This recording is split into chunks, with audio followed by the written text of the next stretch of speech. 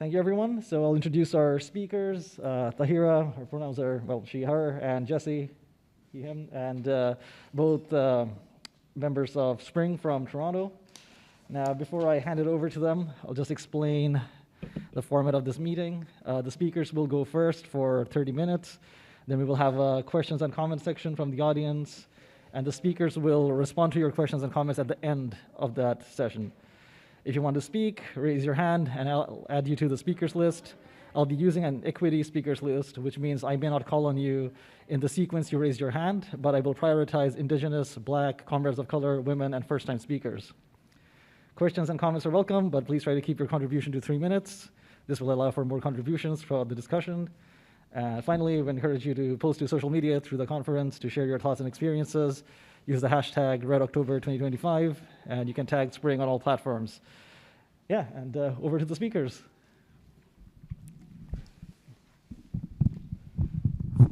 It's easier this way.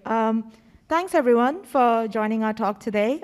This is the third session in Revolutionary Socialism, and the topic is the two souls of socialism from above or below. And it's really nice to see actually so many of you here, because I thought they would be flocking to the AI talk. So thanks for being here. So I wanted to start with what socialism means. I think that's a topic that's being debated a lot.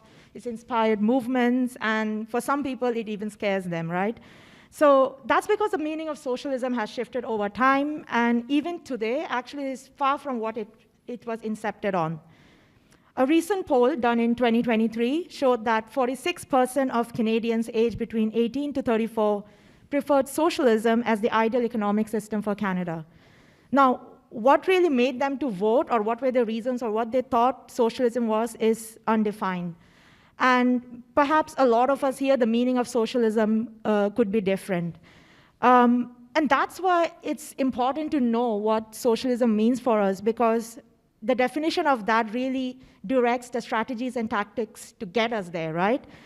So I'll just go back a bit in history. If you trace back in the last 100 years or so, the socialist tradition had two main concepts. The first is socialism from above. It's the idea that socialism will be handed down by ruling elites to grateful, passive masses. The second, socialism from below, is self-emancipation of activated masses, mobilized from below, and they're taking charge of their own destiny. Now, that's the theory. But when you really ask around, the two most familiar forms of socialism, and it's naturally from what you experience, what you see, and from a collective memory, is number one, social democracies, the likes of NDP, or like Bernie Sanders made it quite popular recently, and now, if you're on social media, Zoran Mamdani is promoting quite a bit of that. On the other hand, and more unfortunately, people's understanding of socialism is Stalinist-type dictatorship, which is state-controlled. And recently, Pierre Poilievre even, and he's been saying this quite a few times, that the Nazi party is a socialist party, and we know that's far from that. So yeah, we do live in an era where socialism has largely lost its meaning in the mainstream consciousness. So we want to discuss a bit more about these two topics. Jesse will go into that. But these two popular forms of socialism, which is social democracies and Stalinism, are actually examples of socialism from above. And they actually have a lot of similarities than you would actually think. And both have been unsuccessful to dismantle capitalism. So this was one of the reasons we introduced this topic in the conference, because we want to leverage the understanding of socialism from below, because we are in a moment of crisis. Fascist movements are on the rise. There is a far-right rally happening right now in Queen's Park as we speak. There's a genocide in Palestine, and which is live on TV, and we are expected to just work as if that's not happening. There's a climate catastrophe with so much uncertainty for the future generation. And here at home, our freedom is being chipped away one bill after another. As you know, the recent tenants bill, which is going to create a lot of issues, with people who are already suffering the cost of living crisis. And these are not all by accident. They are a product of capitalism. And it's a moment where people are feeling scared, they are feeling angry, but it's also a moment of opportunity, because we can direct, and we need to find a way to direct that into how we can get these masses to mobilize and work together, right? So we want to talk about this topic in terms of what it really means for movements and organizing, and specifically analyze socialism from below as if it's just another intellectual theory on paper, or can it be a force that can unite us against capitalist and imperialist struggles. But we'll start a bit with history. Jesse, what are the historical roots of the two souls of socialism? Right. So there's a whole talk on the history of the Russian Revolution, which some of you may have attended. And I just want to briefly review this from the perspective of socialism from above versus from below. So around 130 years ago, there was the brutality of the Tsarist regime in Russia. And Lenin's older brother actually plotted to assassinate the Tsar, thinking that would be a strategy. Now, that plot was discovered and he was executed. And it had a big effect on Lenin because he learned that small acts of resistance organized in secret on behalf of the masses is not effective. In contrast to this elitist form of socialism from above, Lenin advocated socialism from below. Now, in February 1917, there was a spontaneous mass revolution, the Tsar was ousted, and then this created a situation of dual power. There was a provisional government, like a parliament, which promised to deliver change, like ending the war, and this would be delivered on behalf of the masses, which is basically socialism from above. On the other hand, there was workers' council, democratically organized to run society, a form of socialism from below. And one of these would triumph. You can't have both of these because they are contradictory forms of socialism. There was increasing frustration with the provisional government, and at one point in July, there was actually armed demonstrations calling for the overthrow of the government.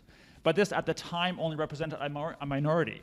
So the Bolsheviks and Lenin actually argued against a revolution at that point because it did not have the mass support of the masses. That would not be a democratic mass socialist revolution. By October, however, the masses of people had learned through their own experience that the provisional government was totally useless, that workers had the capacity and were in practice running society.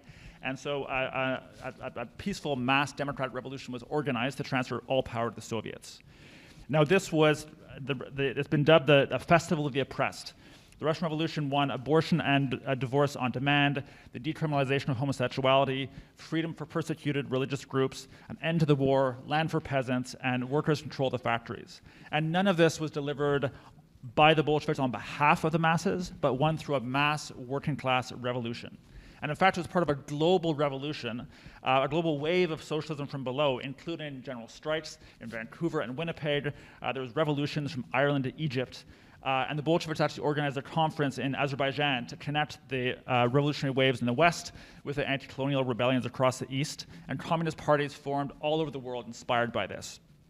Unfortunately, though, as history would tell us later, the West invaded Russia, destroyed the economy, and an internal counter-revolution formed under the leadership of Stalin. Stalinism used the language of socialism, but turned it in practice from socialism from below to socialism from above, from workers' control to state control. And this then turned into defending the state against the workers. So Stalinism then systematically reversed all the gains of the revolution and sacrificed human needs for military buildup and expanding production quotas. And Stalinism, the politics of that, then infiltrated all of the communist parties around the world. So that's one strain of socialism from above, which is Stalinism. What about social democracy, the other version that we're more familiar with? So let's look at the other form of socialism from above, that's social democracy, or it's also called electoral socialism. You'll recognize it at home. That's in the New Democratic Party, NDP, as the country's left-wing social democratic party. Not sure if they would be anymore in that definition. But let's get into it, right? What is electoral socialism? So the premise of that is to elect progressive candidates who will pass laws to redistribute wealth by taxing the rich, fund essential services like healthcare, education, infrastructure, progressive policies like access to abortion, laws protecting the LGBTQ plus community, defund the police perhaps. It sounds reasonable, but you know the reality is quite far from that. And if you have attended some of the other sessions or even come to the rally yesterday, that you know that we really cannot vote our way to socialism. So, and the reason behind that is that there is an assumption that when you can get a critical mass of socialist leaders as a full majority, which already seems like a tall order in the situation we are today in the midst of extreme capitalism, right? And let's say they did it. Let's say they formed a socialist majority. It will be challenging to introduce socialist policies into a market-based economy, as the state would need revenue to fund the said services which we know are held by a few.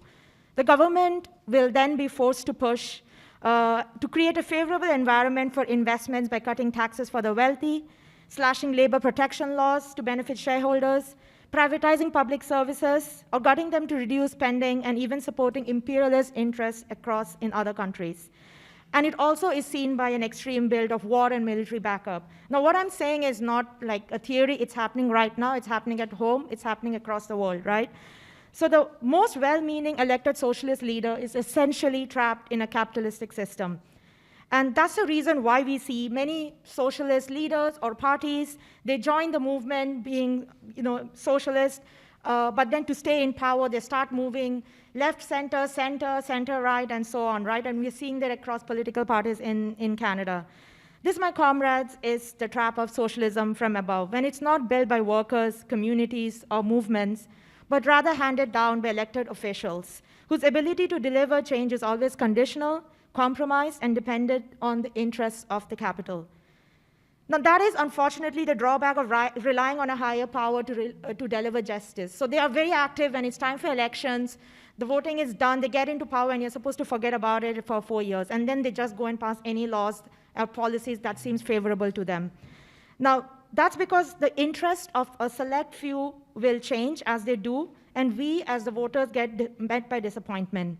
Now, just look at NDP's record in office. Not sure we would call them socialist parties anymore, as they're towing their line, thinking about where they would get more votes, rather than actually pushing for policies that are better for the working class, and then get the votes that way. But that's not what's happening, right? Depending on a few selected is a risky endeavor, as the elected can change their pursuits to remain popular. And what's actually even more concerning is that it leaves a vacuum for a party that does look out for the interests of the working class, right? So the so-called socialist parties are not campaigning on the policies that interest the working class. But what is the right wing doing? The right wing or the conservative parties are organized, and they know what the working class want to hear. They know that there is a cost of living crisis. They will pick on that issue, but they'll say, you know why that's bad? Why you don't have housing or healthcare is because of the immigrants. And the working class not having any other options, they will be listening to that. So that's one of the aspects of social democracies. But the other thing I wanted to also mention is that the fundamental flaw is depending on one party or a few select, right? Another example I wanted to give is from back home is the new left-wing party in the UK. It's called the Your Party. It's another example how depending on a few elect can not lead to the socialism you would expect. Even before the party was formed, which was led by Jeremy Corbyn and Zara Sultana, both extreme socialists in their own right, it was marked by internal conflict, and there was a massive disappointment for the left-leaning population in the UK. So this is where I wanted to give a summary about what socialist democracies are. But let's explore the other socialist tradition. What theory can we draw about socialism from below?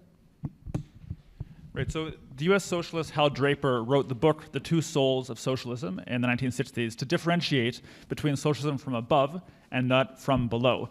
And he also identified a number of strains within socialism from above, which may seem very different from each other, but which actually share some core features.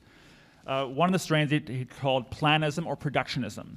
And this includes the Stalinist regimes in Eastern Europe, but also some of the anti-colonial regimes like Egypt under Nasser or Cuba under Castro. And in these forms, the agent of change is the state, which delivers change on behalf of the masses. And this may include some good policies. Cuba has the best healthcare in the hemisphere. But ultimately, it's the state that has the power, and its capacity to redistribute is based on compelling workers to produce, which can lead to repression. Another strain is permeationism, which is basically what we experience here in Canada. And here, under social democracy, the goal is not to overthrow the state, but to gradually permeate or take it over, assuming we can use the state for good just as it's used for bad. And here the agent of change is a progressive politician who again delivers change on behalf of the masses. But of course, we know the capitalist state is not neutral and cannot be reformed into capitalism, and that's why, or into socialism, and that's why the history of social democracy is that of capitulation to capitalism, for all the reasons that Tahira explained. The third strain, again, seemingly very different, is elitism by a supposedly radical minority, and this is sometimes associated with some versions of anarchism. And this is obviously opposed to the Stalinist regimes, is opposed to the social democratic parties, and often adherents are very much part of resistance movements, and we work alongside them. But while the tactics may seem very different, sometimes the form is actually similar, because again, we have a small, the agent of change is a small group making change on behalf of the masses through supposedly radical tactics that actually leave the majority of people as passive onlookers in their own liberation. Now again, there's lots of very real reasons why these different forms of socialism from above would be appealing. First, there's the daily horrors of capitalism, exploitation, oppression, war, and climate chaos, and there's a real urgency for change. This can lead to hope in a great leader to make change, and to make great change for the rest of us. But behind this is a lack of faith in ordinary people to change the world and to change themselves. And this again reflects our daily experience under capitalism. We have no control in the workplace. We are immersed in reactionary ruling class ideas. We're atomized into individual consumers. Our experience with revolution is very limited. And most versions of socialism on offer, or that we hear about, or that we learn about in school, are socialism from above. And we know that the track record that they have. But as indigenous socialist Howard Adams wrote, we must not let ourselves be turned against socialism by weak or oppressive examples. We need socialism that leads to the liberation of oppressed racial groups and a democratic society for all people. It is certain the NDP does not stand for true socialism. And we know the Labour Party in England has a pseudo-capitalist ideology, and that the USSR is an imperialist nation that oppresses minority groups. The support of the masses is absolutely necessary before complete transformation of society can be made. So those are some of the criticisms of socialism from above. How is socialism from below different? Yeah, so as Jesse mentioned, socialism in 1920s and 30s was elitist and anti-democratic. The key drawback for that was that they did not seek for a collective reordering of society by the oppressed masses. It was Karl Marx in the 1940s who developed a new socialist outlook based on his realization that as long as there are two groups of exploiting workers, the exploitative employers and the exploited workers, no society will be able to achieve full democracy. And the second equally important requirement for socialism from below was that this new order of society was to be achieved through a process in which people liberated themselves. Now, these two principles became the very essence of Marxism and socialism from below, which is what we'll dig into a bit more. So when Draper and Marx mention democracy, what does it really mean, right? It means for workers themselves having the ability to make decisions for their life, how society should be run, and basing the economy on human needs like healthcare, education, homes, and free time, which is a rare word to think about in the kind of conditions we are trapped in today, right? It's not just about the ability to vote for a party leader once every few years, which is the most you can expect these days. So one may ask, right, how can the workers emancipate themselves and take lead? And there's no other answer to this other than by challenging the systems that actually are telling them that they are unfit to govern their conditions, right? And the way to do that is being involved in the everyday struggle. That's through organizing, resisting, striking. And only that way we can educate ourselves, build solidarity, and develop the capacity to wield power.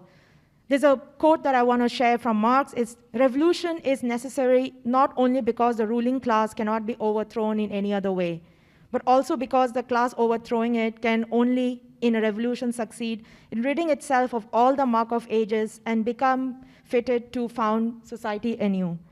This is the essence of self-emancipation. It's not charity or reform, not waiting for someone else to save us because no one else is coming to save us. And it's also a lot about our material conditions, but also about changing people around us, because liberation cannot be something that will be done to us. It's something we have to do for ourselves. But I want to get a bit into who the working class society is, which is perhaps different to what Marx and Draper conceptualized. Today's working class is the Amazon warehouse worker, the migrant farmer, the gig worker, the teacher, the nurse, the barista. They're international, they're multiracial, gender diverse, and rooted in every religion and culture. So if socialism from below is to include all workers, it forces you to incorporate the fresh initiatives and it forces you to embrace the struggles to break the chains of oppression. Socialist emancipation in the modern world must also include trans liberation, black liberation, indigenous sovereignty, and we should be thinking about freeing themselves from a second-class experience as with the working class. In this type of socialism, a fight for one will be a fight for all. Now, these workers, individually, they will feel powerless, right? But collectively, they hold the power to shut down the system. That's why strike actions are so important. They remind us really who keeps the society running. The basis of socialism from below did not happen over the day. It has been refined over time by lessons learned from the events of the past to now be worker-led self-emancipation, and it does not end at our borders. When Marx and Draper described socialism, it couldn't be delivered by bureaucrats, party elites, benevolent rulers, but by ordinary people through mass struggle, democratic organization, and collective action. And I also want to clear a bit about the difference, what do I mean by leadership, because I did say not to look upon party leaders. And then there's a distinction between leadership in capitalism and in socialism. Under capitalism, leadership is command and control, where the bosses will tell you what to do. They will decide on the strategy and they will leave executionary tasks to us. But leadership is actually necessary in the struggle, even in a socialist movement. But the question is how it relates to the rest of the movement. For revolutionary socialists, leadership is about being a companion in the works, in the trenches, sharing the victories and sharing the defeats. But it's also about building the leadership of all those around you. And that cannot be done by just telling them what to think. And more importantly, if socialism is about an engaged working class, leadership should be about opening pathways for others to join the struggle, to deepen their ideas, and become leaders as well. So in theory, leadership for socialism is about being actively engaged in the class struggle. So now that we know the requirements of socialism from below, how do we apply it in our day-to-day movements? Right, so what's so helpful about this theory, or at least this conception of above versus below, is not only that it helps for us to envisage how a much transformed society might be, but also in the day-to-day practices and strategies and tactics of our movements. There was a whole talk just before this on how the anti-war movement stopped Canada from going to Iraq. And I just want to briefly summarize this from these two different perspectives, above versus below. So in 2002, Canada was occupying Afghanistan. It was clear the government was going to support the US in its looming war in Iraq, just as it was supporting Israel's occupation of Palestine. So anti-war activists had a few options. One was to support the left-wing politicians currently in office who opposed the war in Iraq and who could speak out on our behalf. But that was only a small number of NDP MPs who opposed the war on principle, and the party actually had a tradition of supporting the United Nations. So if the war had the UN backing, the NDP would have supported the war in Iraq. The other option is to say, well, clearly there's no parliamentary role. We should just gather all the forces against imperialism, not only Iraq, but Afghanistan and Palestine and all the occupations around the world. And of course, as socialists, we see the connections between those. But if we restrict the movement to the anti-imperialist minority, it would actually cut off the majority of people from the capacity to join the movement. It would be ineffective in actually stopping the war or in building a broader audience. So neither social democracy nor small anti-imperialist actions would work, because they both represented socialism from above, an enlightened minority speaking out on behalf of the majority. Yet the third option was applying socialism from below to the anti-war movement. And what this looks like is first organizing the widest possible movement on the simple slogan, no war with Iraq, with or without the UN, and to apply pressure to all political parties to stop the war. But secondly, within this broad movement, is to have banners, speakers, and articles connecting the war in Iraq with the occupations of Afghanistan and Palestine to expand the politics of anti-imperialism. And that's what the result was, a massive anti-war movement, including up to 250,000 people marching in Montreal twice within a month. This not only won over the NDP to a principled stand against the war, but split the ruling Liberal Party, who were forced to oppose the war. And secondly, such a mass movement against the war in Iraq built a much broader audience against the occupations of Afghanistan and in solidarity with Palestine, and we're seeing that solidarity continue today. So that was one example from a while ago. What are more recent examples of how we can apply socialism from below into our day-to-day organizing? So from 2003, we'll move on to a more recent example, which is about the education workers' strike in Ontario in 2022. And I want to start with a quote. The history of, it's about revolution, and I thought it was quite applicable to this example. The history of a revolution is the forcible entrance of the masses into the realm of their own destiny. The masses go into a revolution not with a prepared plan of social reconstruction, but with a sharp feeling that they cannot endure the old regime. And this was said by Trotsky. So what it means is, it's not just a single act to smash the state. Revolution is not that, but it's a process by which the working class seizes power for itself. Now, this was exactly seen during the education workers' strike, when rank-and-file members forced a Doug Ford government that was actually won recently as a majority to change their course and brought them back to the table for renegotiations. Education workers are one of the lowest paid workers in the industry, they faced decades of wage suspension, and they risked their lives working through the COVID pandemic. But they were able to gain a 96.5% vote to strike, which is an absolutely confident vote, as you may know. And even more amazing was that it had a turnout of 83%. Now, such a confident vote for strike was possible only by the work that was done by the rank-and-file members, and by building a movement from below that was started long before the day of the vote. The Doug Ford government that had recently won the election with the support of unions even, they had conspired actually beforehand to launch an anti-strike legislation and introduce Bill 28, making strikes illegal to force, and they forced the education workers to come back to work. And it's very interesting because Doug does this all the time. I said Doug, but Doug Ford does this all the time, with the premise that they want kids to be back in school, and that's how they named the bill even. They even handed out $250 checks per child to parents, expecting that the parents will be on their side and applauding for such a move. And if we were to follow socialism from above, you would expect that the NDP government would have stopped this legislation, or for the union leaders to have helped get the workers the pay that they deserve, right? But that's not what happened. What really did turn the tide was the solidarity campaigns of organizing, engaging, mobilizing of QP rank-and-file members months before these confrontations. Even non-union organizations like Justice for Workers, it was very important for them to get the public on board with this movement, and they painted the province, Paint the Province Purple campaign. This was very significant in bringing trade unionists, non-union workers. Parent networks also rallied signing pledges from parents in support of this strike. So when Ford used the notwithstanding clause, an emergency rally was called, where 3,500 people took to the street. And this was only possible because of the months and months of work, of activity that was done before the vote, or before even calling for the strike. The rallying of rank-and-file members in other unions also made the threat of a general strike inevitable. That's when the tide was really shifting, and the government could see that, okay, things are not going the way they were thinking. Because at that point, other unions joined the movement, as this bill was a threat to join not the education workers, but all workers fighting for a better pay. So it was, so when Doug Ford realized that, he risked that much more was at stake, and he pulled the bill back.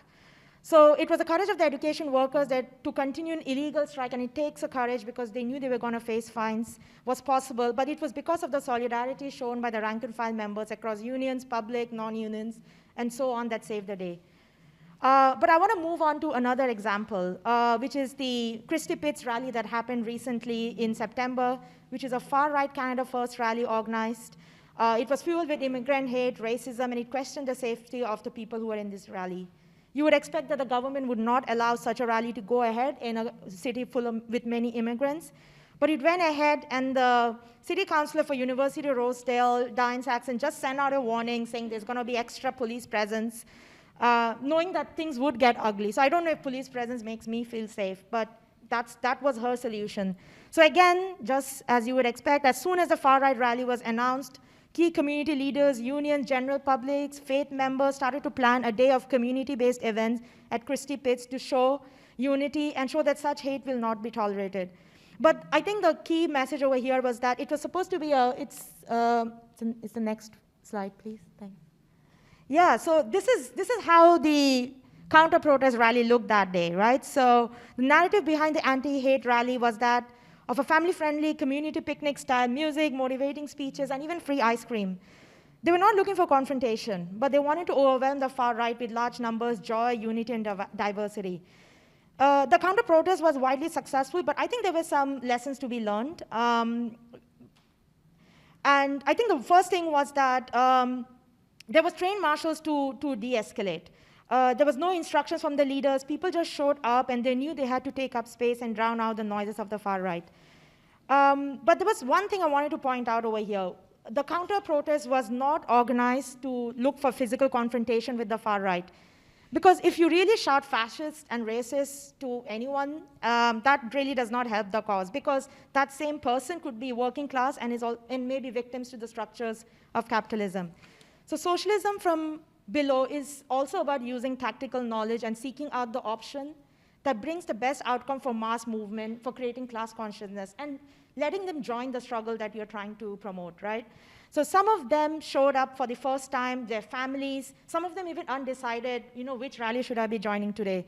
And the question as a socialist would be to ask yourself, okay, which would enable them to join us? Are they gonna be enticed by a shouting match? Or is it about creating a joyful environment and changing the narrative about what's really causing all these issues they're facing? So yeah, how can we apply socialism in our organization? So I'd encourage you to stay for this next session on revolutionary journalism, but I just want to introduce this topic in the above versus below conception. Obviously, we know that the capitalist media is hostile to all of our resistance movements. We can ignore that. There's many good alternative sites which have a much progressive content, but sometimes the form can mirror that of mainstream journalism, where there's a small number of professional or skilled writers who produce ideas that the rest of us consume. And as socialists, we want to revolutionize the whole process of production and distribution. So you don't have to be a writer to write for Spring. In fact, writing is how we all learn. So the process of producing an article is a collective task. It's a way that we can all learn from each other. And then distributing that content as well is a collective process where we can engage in the movement and we can reassess and see what we've learned. And this is actually producing and distributing journalism in this democratic way is actually how we built Spring, which is why we're named after our publication Spring Mag.